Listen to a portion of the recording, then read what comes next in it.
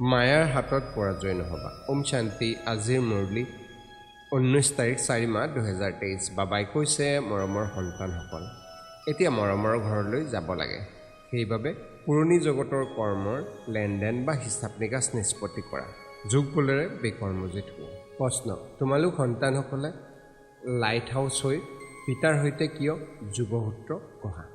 উত্তৰ: কিয়নো তোমালোকে সকলোকে এই নৰকৰূপী লুণীয়া সতীৰ পৰা পাৰলৈ লৈ যাব লাগে। তোমালোকে মুক্তিধাম আৰু জীৱন মুক্তিলৈ যাবৰ বাবে যুগত বহি সকলোকে আলোকৰ সন্ধান দিয়া। তোমালোক আত্মিক মাৰ্গদৰ্শকো হোৱা। তোমালোকে সকলোকে মৰমৰ ঘৰৰ ৰাস্তা দেখুৱাব লাগে। সকলোকে জ্ঞান আৰু যুগৰ দেউকা প্ৰদান কৰিব লাগে। ওম শান্তি। ধাৰণাৰ বাবে মুখ্য সাৰ: 1. কুসংগৰ প্ৰভাৱত আহি কেতিয়াও পঢ়া এৰিব নালাগে।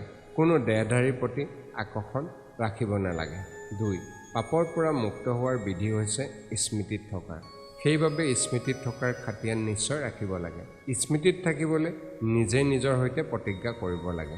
বৰদান: মোৰ বোধক তোমালৈ পৰিৱৰ্তন কৰি সদায় পাতল হৈ থাকোঁতা ডবল লাইট ফৰিষ্টা হোৱা।